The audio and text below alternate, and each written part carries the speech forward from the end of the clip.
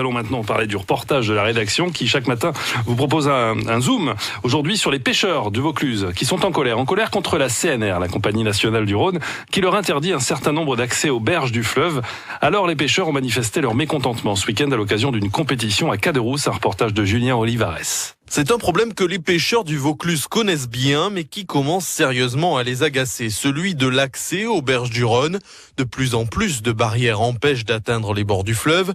Eric est adhérent au Silure Club rhodanien. On paye nos cartes de pêche, on paye nos vignettes pour la navigation, mais on ne nous laisse plus accéder au Rhône. Ça s'est fait progressivement.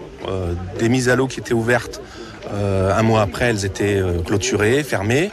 Personne n'était averti, on était mis devant le fait accompli. Cible des critiques, la CNR, la Compagnie nationale du Rhône, qui installe ces obstacles. Leur présence découragerait les pêcheurs les plus chevronnés. Patrick Bail est président de la Gaule orangeoise et vice-président de la Fédération de pêche de Vaucluse. On doit être à presque 150 barrières et aux rochers qui bloquent les accès au Rhône. Ça fait 20 ans que je m'occupe de la pêche ici dans le Vaucluse. Ça fait 20 ans que j'en entends parler. Et beaucoup d'adhérents des sociétés de pêche me disent « je prendrai plus ma carte, j'ai plus mon coin de pêche. Depuis que je suis petit, je vais à la pêche à cet endroit-là et je veux mon coin de pêche. Pourquoi il est fermé maintenant ?» De son côté, la CNR évoque des problèmes de sécurité et de pollution.